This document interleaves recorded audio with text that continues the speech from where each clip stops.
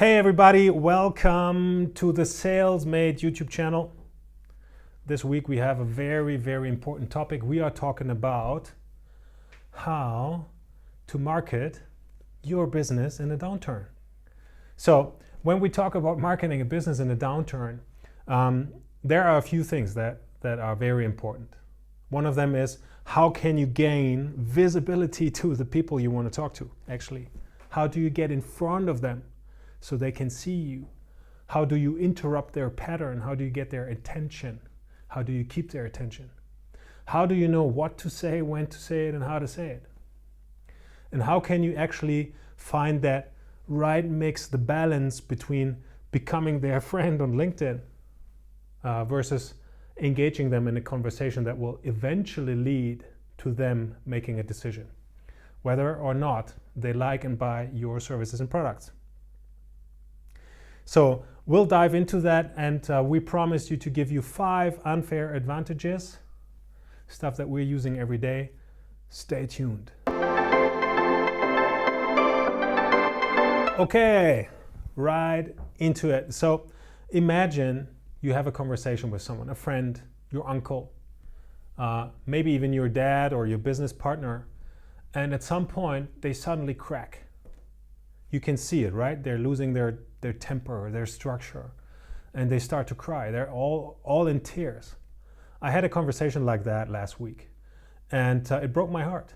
Like you're talking to someone who's been an entrepreneur for 20, 25 years. They built everything they have up with their own hands. And yeah, we have had a world financial crisis in 2007, 2008. Yeah, we had a dot-com bubble burst. All of that happened in the last 25 years. And we know you're not getting into business so life becomes easier, right? You're not going into business so you have more spare time. Most of you in front of this screen, you're like modern gladiators, right? I mean, you enter the arena every day knowing that your nose gets bleedy. What brings me to be so empathetic with this person is, this is the first time in their entrepreneurial life where they actually don't have an idea what they should do now. And I think that is a part of that issue is because there are so many things changing right now, right? I mean, a few years ago, you had to be a salesperson to inform the customer about what's possible, what's available.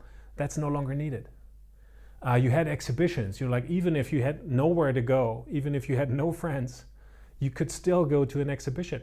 All those people, all those exhibitions are gone. Now people are sitting at home naked on the floor waiting for customers to scratch on the door, right? To work with them. It's not gonna happen. It's not gonna happen. So now we're talking about this rift. I mean, that's been foreseeable. Correct me if I'm wrong. There is a rift between the informed and the rather uninformed society. And that is true for entrepreneurs as well. So if you don't think you are good with computers, if you don't think you're good with the internet, you're probably a little worried right now. And that's the same thing is true for this guy.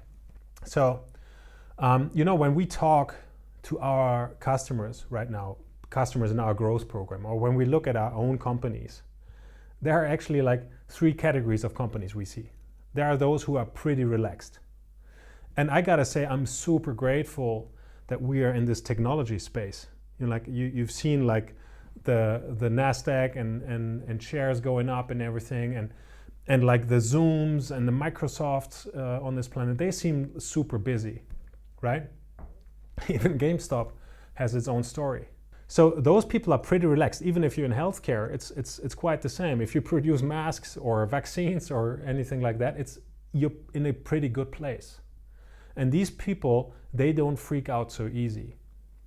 So then we have the other spectrum, the other side of the spectrum, and there are those guys who are like super desperate, don't know what to do, and they don't even find the energy and the power because they cannot switch themselves over into a constructive mode where they go like, yeah, I'll figure it out. I figured it out the last 25 years, but this stuff now seems to be so complicated that they don't even take the shot at it. And especially if you're in this group, you want to follow us around here for the whole week because we've got a lot to share with you guys. And you will find that this disaster, lockdown, COVID, and so forth, is actually a great opportunity and will give you everything you need. Even if you want to call me and I'll walk you through, we'll give you everything you need to give it a serious shot. And eventually, if you are a little lucky, you can eventually succeed at it. So the third category are those we want to learn from today. Those are the activists, right? The proactive people. Those who feel they are good with video, who feel they are good with this internet thing and social media. Maybe they've tried it before COVID. So it's less of a cold water shock to them right now. And from these people, we learn 5 things. 5 important takeaways. If you deploy those in your business, if you implement them, those can become your unfair advantages. Number 1 is the most important one. Show up. You gotta show up. Most people don't come to the party, and that's an issue. If you're not on LinkedIn, if you're not on Facebook, if you're not on Instagram, if you're not visible, be in people's WhatsApp, but become visible. If you're not visible, people forget about you. They don't even mean it, right? It's just there's like all this other stuff going on. All of a sudden they miss you and 16 months have passed. So become visible.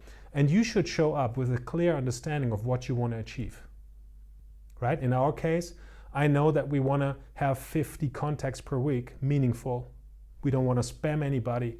We don't want to be salesy or anything. I want to have 50 new companies on my radar every week. And I want to have a meaningful conversation with them. Most of them will probably not be ready for working with us. Most of them will not think they need anything. That's fine. I want to talk to 10 of them and have 5 really meaningful conversations where we can give value, and maybe 2 of them will consider working with us. So that's a clear goal. The second thing you want to do is you want to put value above everything. So what do we mean by that? In the past, you would have your website online, you would have your booth on the exhibition, and you would say like, here's our new thing, right? Here are all the features. And you could go by pretty well being focused on yourself. So we want to change that. We want to change that. We want you to focus on the value. And there's only, this is like a secret weapon. There's only one question you got to ask yourself. With everything you tell people, with everything you would put on that booth, with everything you would put on your flyer or your website, ask yourself, so what? The Americans would even use an F word here. So fucking what? That's the question. Why should your customers care? What's the difference? If they start using that beautiful thing you have, those big yellow buttons, the new set of features, what's going to change in their lives? It's important to understand that. And maybe you want to do a little research here too. There's a saying that says like money flows where the value goes, right? Or where the value is, that attracts. It attracts. And just think for yourself, what would you do? Imagine you are making a purchasing decision, making a decision to change something. Where would you put your money? It's probably where the value is, or where you think you make the best deal, right? If you agree with me, leave a comment here below. What was the last time that you were really excited about something?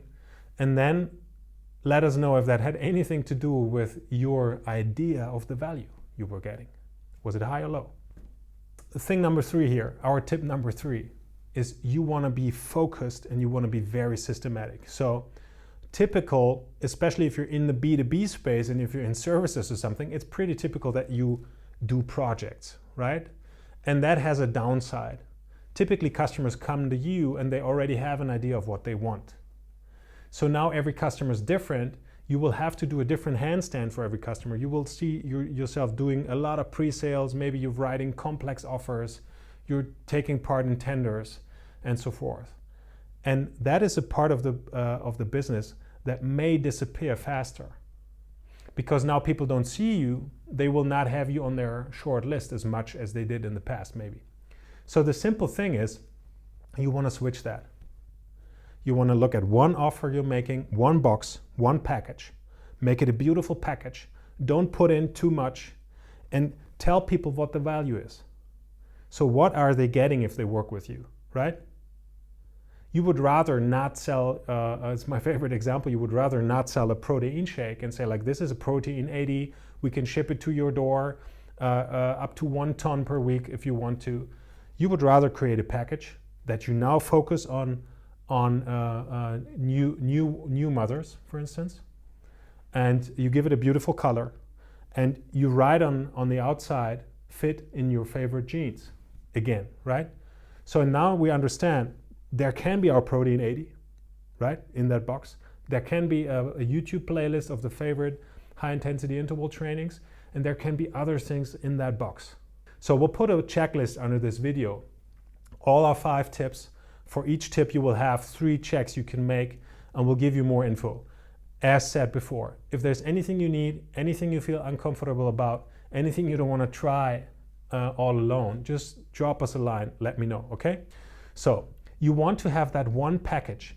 Now, you can use that one package and the value to reach out to people, to approach people. That brings us to point number 4. If you want to create this package and you want it to be irresistible and you want to attract more customers into that one type of, say, workshop or one type of proof of concept you're doing, you got to have an understanding who you are talking to or who you want to talk to. So, and there's a lot of science around things called the ideal customer profile, the avatar, the dream buyer, whoever you want to call it. The idea is to attract the right people. So imagine you had a flood of customers pouring into your business, and now all of a sudden you notice those are not the customers you wanted. Some of them are unfriendly, all of them have very different expectations. So you want to be able to attract exactly that kind of customer that you want to work with right now. And using the package, you can increase the value. So now something interesting happens. You have your sales procedure, even if you're not good at sales, right? You have your customer attraction procedure, marketing, you add messages, right? You don't want to be salesy, you don't want to be pushy, you don't want to get people on people's nerves, right? So now you have that procedure, it takes up time.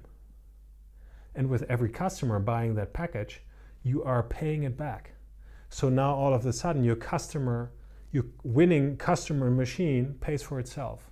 That's an interesting side effect. At the same time, your business will increase the value of the package. You will become better with every customer. Imagine how that will be, right? You're becoming better with every customer. Every next customer gets more value. These people will be all excited. At some point, you can increase the price of the package or add another package. Say like, now you've been through this, beautiful. How about this, right? So, and you want, in that package, you want to address some of the problems and challenges people will face after they implement this, right? There's always a future, there's always new stuff coming. So make it a great value. In addition to number 4, so if you want to understand those customers and you don't want to make it too complicated, there's a very simple thing you can do. You can interview them.